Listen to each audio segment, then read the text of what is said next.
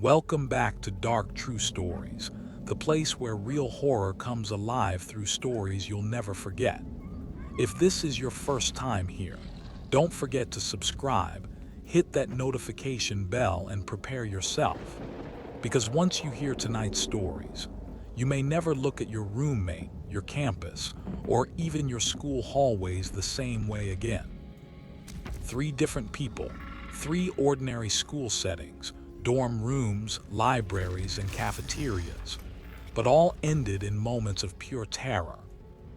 So turn off the lights, put in your headphones, and let's journey into the darker side of student life. Story 1: The Roommate Who Didn't Sleep. Our first story takes place in 2021, a freshman year that was supposed to feel exciting, new, and full of freedom, but it turned instead into a waking nightmare. The storyteller, a young woman, grew up in a small town in West Virginia. Close to home, she chose to stay in on-campus dorms while most of her peers avoided them due to COVID. For her, it was practical, but also she wanted that full college dorm experience. On day one, she met her roommate. They had texted briefly, but in person she seemed off. Nice enough, but entitled. The kind of quiet, privileged girl who hardly spoke, but made subtle remarks that carried weight. At one point, she even reminded her that up until this new roommate arrived, she had been enjoying the entire dorm to herself. Already awkward, but not frightening, not yet. The freshman often went home on weekends. Each Monday morning around 6 a.m., she returned to her dorm and went back to bed before class. But starting that very first weekend, something began happening that she still struggles to explain. The first Monday back, she laid on her thick memory foam mattress, drifting to sleep. Suddenly, she felt it. The corner of her mattress pressed down, as though someone sat or leaned. She froze. Minutes later, the pressure lifted. She turned, her breath shaky. Her roommate was in her bed, motionless, turned toward the wall. She brushed it off. Maybe exhaustion, maybe her body tricked her. But then it happened again. The following Monday, the mattress didn't just indent slightly, it sagged. More weight, as though someone had sat beside her. She didn't move, too scared to breathe. And then she heard it. A heavy jump as someone dropped down from her bed, and yet again, her roommate lay turned away, unmoving. Was she losing her mind? Sleep paralysis? Hallucinations? She told herself that, until the third time. 5 minutes into her Monday nap, she felt it again. Someone sat down, but this time, a hand rested on the back of her neck. Cold, steady, not squeezing, just holding. The air left her lungs. She wanted to scream, but her entire body froze. After what felt like hours, the weight lifted. The bed creaked. The figure stepped down. She forced herself to hold still. And when she turned, it was the same figure, her roommate, curled against the wall as if asleep. That was enough. She ran, called her mother, and demanded a room transfer immediately. Later, small details haunted her. How the roommate once flaunted locked drawers filled with countless prescription bottles. How she mentioned a previous roommate who had left suddenly. Too many coincidences. Her mother believes the girl was testing boundaries, testing how close she could get before the freshman woke up. One night, though, she might not have stopped. Sleepwalking, medication side effects, or something much darker, we'll never know. Story 2: The Man in the Ceiling. Our next story happened at the University of Huddersfield in the UK. This took place during a student's final year, late one fall night when the deadline for a massive statistics project loomed closer than ever.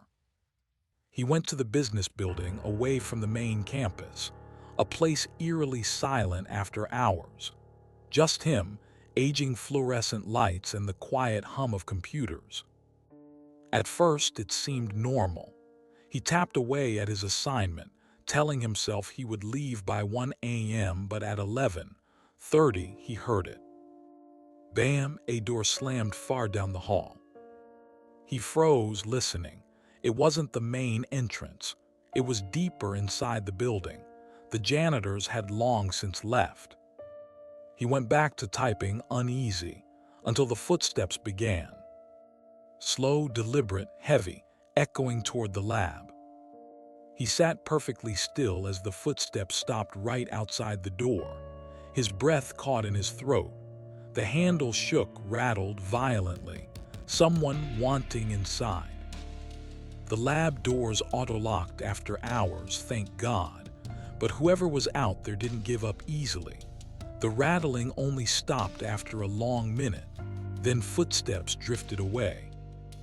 The student was rattled but convinced himself. Maybe a prank, maybe another student. He tried to focus. But then came the sound above him. At first he thought it was pipes, but no, the creak was too slow, too deliberate. Thin ceiling tiles shifted slightly, raining dust. Someone was crawling above him. That was enough. He grabbed his flash drive, slammed shut his notebook, and made for the stairwell. And then he saw it. On the landing above stood a man. Clothes ragged, face half consumed in shadows, mouth hung open in an unnatural grin. He didn't move, just stood there watching, breathing. In total panic, the student tore down the stairs, sprinted through the building, and fumbled his ID card just fast enough to escape. He didn't stop running until he locked himself in his dorm room. The next day, sunlight made the building look harmless again. But when he entered to hand in his project, his blood ran cold. The ceiling tiles directly above his desk, removed, along with the tiles in the corner, right where he saw movement. The man hadn't left. He'd gone up, climbing above him, watching, facing, waiting. Story 3, The Kidnap Attempt. This story belongs to a girl named Annabelle from the UK. She had just started at a new school at the age of 16. Security seemed decent. They used ID lanyards to access certain hotspots in the building. But as with all safety systems, there were cracks. Cracks that someone with sinister intentions could exploit. One afternoon, Annabelle needed to use the bathroom during class. On her way back, she noticed a man sitting alone in the cafeteria. He was clearly too old to be a student. A teacher, perhaps. He even wore a lanyard. He smiled warmly, apologized for startling her, and asked, "Could you help me with some bags from my car?" Wanting to be polite, she agreed. Quietly, they walked toward the car park. The man was jittery, shifting his hands in and out of his pockets. Teachers usually made small talk. This one didn't utter a word.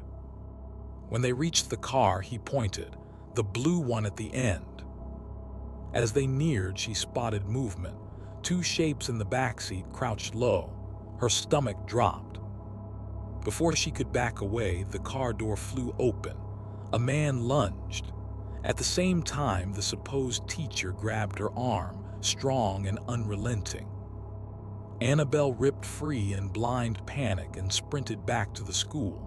She pounded against the glass entrance doors, praying they would open fast enough. Behind her, footsteps running closer and closer. Finally, the doors slid wide. She sprinted to the cafe counter, trembling, blurting out the horrific scene. Staff called police immediately. Thanks to cameras in the lot, all three men were caught. Their ID access, it came from a student's dropped lanyard. That's why the supposed teacher had flipped it backward, hiding the photo. Annabelle survived, but she still lives with the trauma. Because that day, a simple bathroom break in school hallways nearly became her last. 3 places we trust, our dorms, our libraries, our schools, turned into places of fear. These stories prove that the scariest nightmares don't need ghosts or ghouls, just human beings lurking too close. Which of the three stories was the scariest to you? The roommate who crept too close, the man in the ceiling, or the near abduction in a school parking lot? Let me know in the comments below.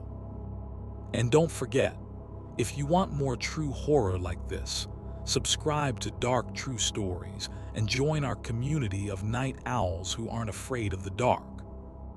Until then, trust your instincts, lock your doors, and stay safe. Because not every story ends as safely as these did.